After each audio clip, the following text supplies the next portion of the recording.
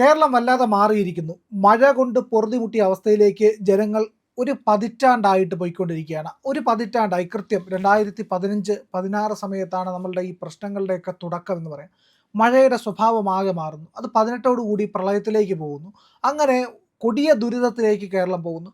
ഒരു മൊ 15 20 കൊല്ലം മുമ്പ് എടുത്തു കഴിഞ്ഞാൽ കേരളം ഇങ്ങനെ ആയിരുന്നില്ല. എന്തുകൊണ്ടാണ് കേരളത്തിൽ ഇങ്ങനെ ദുരന്തമായിട്ട് മഴ മാറുന്നത്? കൊടിയ വരൾച്ചയായിട്ട് വേനൽക്കാലം മാറുന്നത് എന്നുള്ള ചോദ്യമുണ്ട്. ഈ മഴക്കാലം എന്തുകൊണ്ട് ഇങ്ങനെ സംഭവിക്കുന്നു? വലിയ ആശങ്കയാണ്. സർക്കാരുകളുടെ പിടിപ്പുകേടാണോ? അതോ നേരെ ചൊവ്വേ നടപടികൾ എടുക്കാത്തതിൻ്റെ പ്രശ്നമാണോ? അതോ കാലാവസ്ഥാ വ്യതിയാനം തന്നെയാണോ? അതോ എല്ലാം കൂടി ചേർന്നിട്ടൊരു ദുരിതകാലത്തിൻ്റെ തുടക്കമാണോ? അല്ല, ഞാനത് എൻ്റെ ഓർമ്മ വരുന്നത് ഒരു 50-60 വർഷങ്ങൾക്ക് മുമ്പ് ഞാൻ താമസിക്കുന്ന വീട് സാധാരണ വീടാണ്. ഞങ്ങളുടെ തറവാട് ഓലമേഞ്ഞ തറവാടാണ്. ഈ ഓലമേഞ്ഞ തറവാടിനകത്ത് കിടന്ന് രാത്രി മഴ പെയ്യുന്ന സമയത്ത് നമ്മളൊക്കെ മഴയെ ആസ്വദിക്കാറുണ്ട്. ഒരു മഴ കോരിച്ചൊരിയുന്ന മഴ പെയ്യുന്ന സമയത്ത് ഒരു ആനന്ദം ഉണ്ടാവാറുണ്ട്. ആ സമയത്ത് പുറത്തേക്ക് ഇറങ്ങി നടക്കാൻ തോന്നാറുണ്ട്. ആ സമയത്ത് നമ്മൾ കർക്കിടക മാസത്തിൻ്റെ പേര് തന്നെ കള്ളക്കർക്കിടക മാസം എന്നാണ് പറയുക. ആ സമയത്ത് തന്നെ എല്ലാ വീടുകളിലും രാമായണ ശീലുകൾ പൊതുവുണ്ടായിരുന്നു. എല്ലാവരും രാമായണം വായിക്കും. ഇതിന് കാരണം അന്നത്തെ കാലാവസ്ഥയുടെ സവിശേഷതയാണ്. ഒരേ സമയത്ത് തന്നെ 3-4 ദിവസങ്ങളോട് അടുപ്പിച്ച് മഴ പെയ്യാറുണ്ട്. ഇപ്പം നമ്മൾ പറയാറുണ്ട് red alert, orange alert, green alert, yellow alert എന്നൊക്കെ പറയാറുണ്ട്. ഈ പറയുന്ന 4-5 ദിവസക്കാലത്തോളം അടുപ്പിച്ച് കേരളത്തിൻ്റെ എല്ലാ ഗ്രാമപ്രദേശങ്ങളിലും റെഡ് അലർട്ടായിരുന്നു. ആ പേര് പറയാറില്ലെന്ന് മാത്രമേ ഉള്ളൂ. കനത്ത് കോരിച്ചൊരിയുന്ന മഴ, നിർത്താതെ പെയ്യുന്ന മഴ, എല്ലാ പ്രദേശങ്ങളിലും വിദ്യാലയങ്ങൾക്ക് അവധി കൊടുത്തിരുന്ന് വെള്ളപ്പൊക്കം ഉണ്ടാകുന്ന സമയത്താണ്. ചില ഗ്രാമപ്രദേശങ്ങളിലൊക്കെ വെള്ളപ്പൊക്കം ഉണ്ടാവും.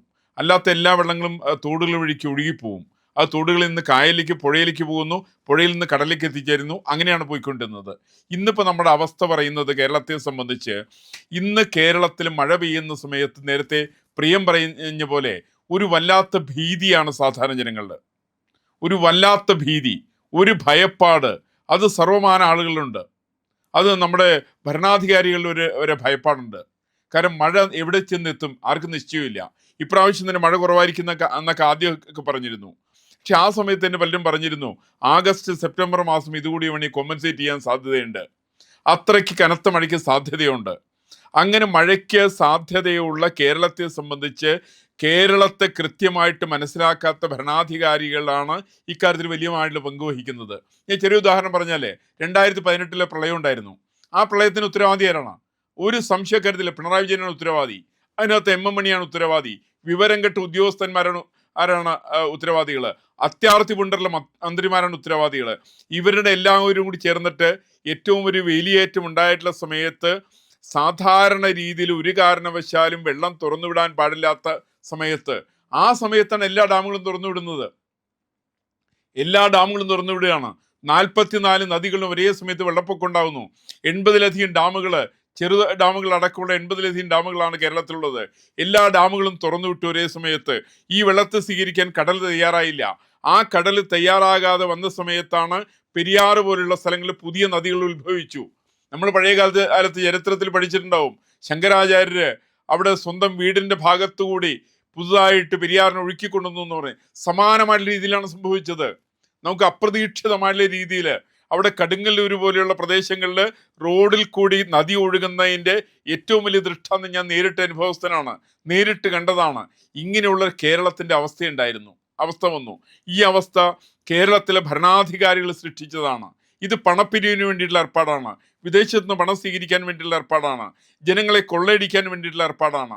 ജനങ്ങളെ ദുരിതത്തിൽ ആഴ്ത്തുന്ന ഏർപ്പാടാണ്. പക്ഷെ അത് മാക്സിമം മാനിപ്പുലേറ്റ് ചെയ്യുന്ന കാര്യത്തിൽ ആ സർക്കാർ വിജയിച്ചു എന്നുള്ളതാണ് വസ്തുത. ഇന്ന് സമാനമായിട്ടുള്ള അന്തരീക്ഷം കേരളത്തെ സംബന്ധിച്ചുണ്ട്. കേരളത്തിൽ നിന്നും ഒരു മഴ പെയ്യുന്ന സമയത്ത് ജനങ്ങൾ ഭീതിതരാണ്. ജനങ്ങൾക്ക് ഭയപ്പാടുണ്ട്. എന്താ സംഭവിക്കുക എന്നറിയില്ല. ഡാമുകൾ എപ്പോഴാണ് തുറക്കുക എന്നറിയില്ല. കാരണം വിവരം കെട്ട ഉദ്യോഗസ്ഥന്മാരും രാഷ്ട്രീയ നേതാക്കന്മാരാണുള്ളത്. അവർക്ക് ഇതിന്റെ കെടുതികളെ സംബന്ധിക്കുന്ന യാതൊരു നിശ്ചയവും ഇല്ല. അവരിതിനെ സംബന്ധിക്കുന്ന യാതൊരു പഠനവും നടത്തുന്നില്ല. എനിക്കതിനെക്കുറിച്ച് വ്യക്തമായിട്ട് പറയാനുള്ളത്, ബഹുമാന്യായിരിക്കുന്ന ഗാഡ്ഗിലുണ്ട്. ഈ കോൺഗ്രസ്സുകാർക്ക് അറിയാം, ഇദ്ദേഹത്തിന്റെ ഈ ഗാഡ്ഗിലിന്റെ അച്ഛൻ നേരത്തെ കോൺഗ്രസിന്റെ മന്ത്രിയായിരുന്നു. കേരളത്തിന്റെ ഇന്ത്യയുടെ കൃഷി വകുപ്പ് മന്ത്രിയായിരുന്നു. അദ്ദേഹം ഒരു എക്കണോമിസ്റ്റ് കൂടിയാണ്. അദ്ദേഹം ഒരു പുസ്തകം തന്നെ അതിനെക്കുറിച്ച് എഴുതിയിട്ടുണ്ട്. അദ്ദേഹത്തിന്റെ പുസ്തകം പാഠ്യപദ്ധതിയിലുണ്ട്, ഡിഗ്രിക്ക് പഠിക്കാനുള്ളതാ. ഞാനൊക്കെ അത് എക്കണോമിക്സിൽ പഠിച്ചിട്ടുള്ളതാണ്. അദ്ദേഹം പറയുന്നത് Indian farmer born in ഡെപ്റ്റ്, Indian farmer live in ഡെപ്റ്റ്, Indian farmer death in ഡെപ്റ്റ് എന്ന് പറഞ്ഞാൽ ഇവരെല്ലാവരും കടത്തിൽ ജീവിക്കുന്ന, കടത്തിൽ ജനിച്ച് കടത്തിൽ ജീവിച്ച് കടത്തിൽ മരിക്കുന്ന കർഷകനായിട്ട് ഇന്ത്യൻ ജനതയെ മാറ്റിയതിൽ ഇവിടുത്തെ ഭരണാധികാരികൾക്ക് വലിയ പങ്കുണ്ട്. അതിന് പ്രധാനപ്പെട്ട കാരണം അദ്ദേഹം പറയുന്നത് ഒരു പ്ലാനിങ്ങും ഇല്ലാതെ കണ്ട് പണിയുന്ന കെട്ടിടങ്ങൾ, ഒരു പ്ലാനിങ് ഇല്ലാതെ പണിയുന്ന റോഡുകൾ, ഈ തരത്തിൽപ്പെട്ട പ്രദേശങ്ങളുള്ളതിൻ്റെ പേരിൽ ഇപ്പം അദ്ദേഹം എറണാകുളത്തെക്കുറിച്ച് അദ്ദേഹം പറയുന്നുണ്ട്. എറണാകുളം അദ്ദേഹം പറയുന്നത് 2050 സമയത്തേക്ക് വൈറ്റില വരെയുള്ള ഭാഗം കടലെടുത്തു പോകാനുള്ള സാധ്യത കൂടുതലാണ്. കാരണം കടൽ ഒരിക്കലും നമുക്ക് തന്ന സാധനം, നമുക്ക് കടൽ എന്ന ഭൂമി അത് തിരിച്ചെടുക്കുക തന്നെ ചെയ്യും. നിങ്ങൾക്ക് വലിയ കെട്ടിടങ്ങളൊക്കെ വേണമെങ്കിൽ കെട്ടിപ്പൊക്കാം. ആ കെട്ടിപ്പൊക്കുന്ന കെട്ടിടങ്ങളൊന്നും ശാശ്വതമല്ല എന്നുള്ളതാണ് ഗാഡ്ഗിലിനെ പോലുള്ള ആളുകൾ പറയുന്നത്. അപ്പം ഞാൻ ഗാഡ്ഗിൽ പറയുന്ന വേദവാക്യം എന്ന നിലയ്ക്കല്ല, ഗാഡ്ഗിൽ വിഷയങ്ങൾ അവതരിപ്പിക്കുന്നത് കൃത്യമായിട്ടുള്ള ശാസ്ത്രീയമായിട്ടുള്ള അടിസ്ഥാനത്തിലാണ്. അദ്ദേഹം പറയുന്നത് ഭൂമി കയ്യേറ്റം, ഇവിടുത്തെ ഭൂമിയുടെ സന്തുലിതാവസ്ഥ തെറ്റിയിരിക്കുന്നു. ഇപ്പം ഞാൻ വയനാട്ടിൽ ഞാൻ ഇടയ്ക്ക് 2 മാസം മുമ്പ് വരുന്നു. ആ വയനാട്ടിൽ സാധാരണ കൃഷിക്കാരൻ പറയുന്നത്, അദ്ദേഹം താമസിക്കുന്ന മാനന്തവാടിയിലാണ്. അപ്പം ഞാൻ അദ്ദേഹത്തോട് ചോദിച്ചു, മഴക്കാലമൊക്കെ വരുന്ന സമയത്ത് വലിയ പ്രശ്നം ഉണ്ടാവുമല്ലോ? അദ്ദേഹം പറഞ്ഞു, ഒരു പ്രശ്നം ഉണ്ടാവില്ല. എന്താ കാരണം? അദ്ദേഹത്തിൻ്റെ പ്രദേശം യഥാർത്ഥമായിട്ട് മലമേടകളാണ് അദ്ദേഹത്തിൻ്റെ ഉള്ളത്, അവിടെ കരിങ്കല്ലാണുള്ളത്. മറിച്ച് അദ്ദേഹം പറയുന്ന പ്രശ്നം ഉണ്ടായത് അവിടെ ചുരൽമലയിൽ പ്രശ്നം ഉണ്ടാവും, അവിടെ പോയിട്ട് ആളുകൾ താമസിക്കാൻ പാടില്ല. അവിടെയുള്ളത് ഉരുളൻ കല്ലുകളാണുള്ളത്. ആ ഉരുളൻ കല്ലുകൾക്കകത്ത് ഇടയ്ക്ക് ഗ്രാനൈറ്റ് ഇതുണ്ട്, ഗ്രാവലുകളുണ്ട്. ആ ഗ്രാവൽ മഴ പെയ്യുന്ന സമയത്ത് ആ ഗ്രാവൽ മുഴുവൻ ഒലിച്ചു പോകും. സ്വാഭാവികമായിട്ട് ഉരുളൻ കല്ലുകൾ താഴേക്ക് പതിക്കും. അത് പതിച്ചു കഴിഞ്ഞിട്ടുണ്ടെങ്കിൽ ഏത് പട്ടണവും, നമ്മൾ ആസൂത്രിതമായിട്ട് നിർമ്മിച്ചിരിക്കുന്ന ഏത് പട്ടണവും തകരാൻ വേണ്ടിയിട്ട് ഇത് പര്യാപ്തമാണെന്ന് അദ്ദേഹം പറയുന്നു. നിരവധി കുടുംബങ്ങൾക്ക് വീട് നഷ്ടപ്പെട്ടതിനെ കുറിച്ചിട്ട് അദ്ദേഹം പറയുന്നു. എന്ന് വെച്ചാൽ സാധാരണ നമ്മുടെ വയനാട്ടിലും ഇടുക്കിയിലും കോട്ടയത്തും പത്തനംതിട്ടയിലും താമസിക്കുന്ന കർഷകനോട് സംസാരിക്കണം യഥാർത്ഥ വിഷയം പഠിക്കാൻ. ആ കർഷകന് പ്രശ്നങ്ങൾ അറിയാം. അതുകൊണ്ട് ആ കർഷകൻ്റെ ആരും വീടുകൾ പോകാറില്ല. അവിടെ കുടിയേറ്റക്കാരുടെ വീടുകളാണ് പോവുക. ഇവർക്ക് ഭൂമിയെ സംബന്ധിച്ചറിയില്ല, അവർക്ക് വാഗമണിനെ സംബന്ധിച്ചറിയില്ല. ഇപ്പോൾ വാഗമൺ ആലോചിച്ച് നോക്ക്, വാഗമണിൽ കയ്യേറ്റ ഭൂമിയാണ്. വാഗമണിൽ സ്ഥാപിച്ചിരിക്കുന്ന നിരവധി വിദ്യാഭ്യാസ സ്ഥാപനങ്ങളുണ്ട്. ഈ വിദ്യാഭ്യാസ സ്ഥാപനങ്ങളടക്കം കയ്യേറ്റ ഭൂമിയിലാണല്ലോ.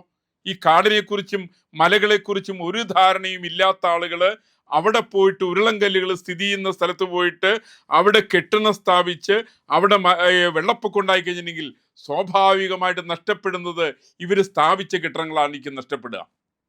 എനിക്കറിയാലോ, ഇവിടെ വാഗമണിൽ ഒരു വലിയ ബിൽഡിംഗ് ഉണ്ട്, ടാഗോർ സെൻട്രൽ തിയേറ്ററിന് വേണ്ടിയിട്ട് കേന്ദ്ര സർക്കാർ കൊടുത്ത 15 കോടി റുപ്യ. അത് വെള്ളത്തിലായില്ലേ ഇപ്പം സംഗതി? ഈ തരത്തിൽ ടാഗോർ സെൻട്രൽ തിയേറ്റർ എങ്ങനെ അവിടെ പണിയുക? അത് കേരളത്തിന്റെ തലസ്ഥാനത്തല്ലേ പണിയേണ്ടത്, തിരുവനന്തപുരത്തല്ലേ പണിയേണ്ടത്? അതിന് 15 കോടി റുപ്യ മൻമോഹൻ സിംഗിന്റെ കാലത്താണ് കൊടുത്തേ. ഇതെല്ലാം പറയാനുള്ള കാരണം, ഒരു ആസൂത്രണവും ഇല്ലാതെ കണ്ട് കേരളത്തിന്റെ ഈ പറയുന്ന ഇൻഫ്രാസ്ട്രക്ചർ ഡെവലപ്മെന്റും മറ്റുള്ള കാര്യങ്ങളും മുമ്പോട്ട് പോകുമ്പോൾ ഇതിനകത്ത് പെട്ടുപോകുന്ന സാധാരണക്കാരാണ്. അവരാണ് ഇവിടെ പോയിട്ട് വീട് വെക്കുക. അവർ കൂടുതൽ സമ്പന്നരായിരിക്കുന്ന ചില ആളുകളും വീട് വയ്ക്കും. അവർ വീട് കണ്ട് സാധാരണക്കാരൻ അവിടേക്ക് കുടിയേറാൻ തുടങ്ങും. അവസാനം സാധാരണക്കാരന് കുടുംബങ്ങൾ നഷ്ടപ്പെടും. പക്ഷേ ഭൂരിപക്ഷം വരുന്ന ആളുകൾ, അവിടെയുള്ളവർക്ക് എല്ലാവർക്കും വേറെ സ്ഥലത്ത് ഭൂമിയുണ്ടെന്നുള്ളതാണ് എൻ്റെ അനുമാനിച്ചിരിക്കുന്നതാണ്. ഏതാണെങ്കിലും അവർ പ്രകൃതിയെ വെല്ലുവിളിക്കുന്ന പരിപാടി അതാര് നടത്തിയാലും പ്രകൃതി അതിനെ അംഗീകരിക്കില്ല. നമുക്ക് പ്രകൃതിയോട് ചേർന്നതിന് പോകണം. അതാണ് ഭാരതീയത. പ്രകൃതി നമ്മുടെ ഏറ്റവും പ്രിയപ്പെട്ട അമ്മയാണ്, ബഹുമാനപ്പെട്ട അമ്മയാണ്.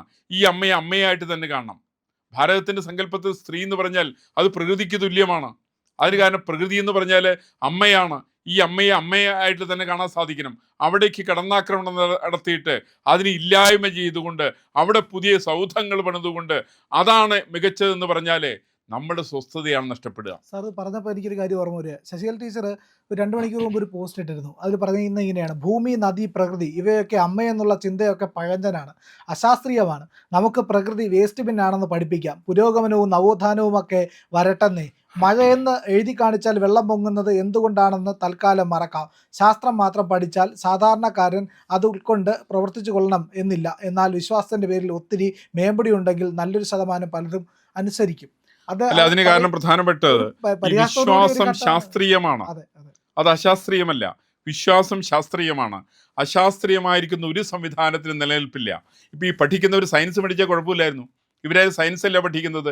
ഇവർ കയ്യേറ്റക്കാരൻ്റെ, കുടിയേറ്റക്കാരൻ്റെ, കൊള്ളരുതാത്തവൻ്റെ ചരിത്രമാണ് ഇവർ പഠിക്കുന്നത്. ആ ചരിത്രത്തിന് ഒരിക്കലും ഈ നാടിനെ നിലനിർത്താൻ വേണ്ടി സാധ്യമല്ല. ഈ നാടിൻ്റെ തനിമ തിരിച്ചറിയണം, ഇവിടുത്തെ ഭരണാധികാരികൾ തിരിച്ചറിയണം, ഇവിടുത്തെ രാഷ്ട്രീയക്കാർ തിരിച്ചറിയണം, ഇവിടുത്തെ ഉദ്യോഗസ്ഥന്മാർ തിരിച്ചറിയണം. അങ്ങനെ തിരിച്ചറിഞ്ഞില്ലെങ്കിൽ ചൂരൽ മലകളും വാഗമൺ ദുരന്തങ്ങളും അതേപോലെ തന്നെയുള്ള മറ്റുള്ള പത്തനംതിട്ടയിൽ സംഭവിച്ചതും കോട്ടയത്ത് സംഭവിച്ചതും ഒരു സ്ഥിര പ്രതിഭാസമായി മാറുന്നുള്ള കാര്യത്തിൽ എനിക്കൊരു സംശയവുമില്ല. പക്ഷേ വേദനയുണ്ട്. ഇത് പരിഹരിക്കാൻ വേണ്ടിയിട്ട് ഭരണാധികാരികൾ സത്യസന്ധരാകണം. അങ്ങനെ സത്യസന്ധതയുള്ള സമീപനം സ്വീകരിച്ചാൽ മഴയെ പേടിക്കേണ്ടി വരില്ല. ഇന്നിപ്പോൾ ഞാൻ മനസ്സിലാക്കുന്നത് എത്ര പ്രായമുള്ളവർക്കും ഒരു മഴ വന്നാൽ ആ മഴയെ നോക്കി ഭയപ്പെട്ടുകൊണ്ട് വേദനയോടുകൂടിക്കൊണ്ട് എന്ത് മഴയാ, ഭയങ്കരമായിട്ടുള്ള മഴ വരുന്നു എന്നുള്ള വാക്ക് ഉപയോഗിക്കുക. ഈ ഭയങ്കരമായിട്ടുള്ള മഴയെ നല്ല മഴയായി കണ്ടിരുന്ന 4-5 ദിവസങ്ങളോളം വരുന്ന മഴ, ആ മഴയെ ആസ്വദിച്ചിരുന്ന ജനങ്ങളിൽ നിന്ന് ഭയങ്കരമായ രീതിയിലേക്കുള്ള മഴയെ കുറിക്കുന്ന കാഴ്ചപ്പാടുകൾ മാറ്റിയതിൽ ഈ പറയുന്ന ഭരണാധികാരികൾക്കടക്കമുള്ളവർക്ക് വലിയ പങ്കുണ്ടെന്നുള്ളതാണ് വസ്തുത. മറ്റാരും പറയാത്ത വാർത്തകളുമായിട്ട് ഇന്ത്യ ലൈവ് നിങ്ങൾക്ക് പോകുന്നുണ്ട്. നമ്മുടെ ചാനൽ ഇനിയും സബ്സ്ക്രൈബ് ചെയ്തിട്ടില്ല എങ്കിൽ ഉറപ്പായും ചെയ്യണേ.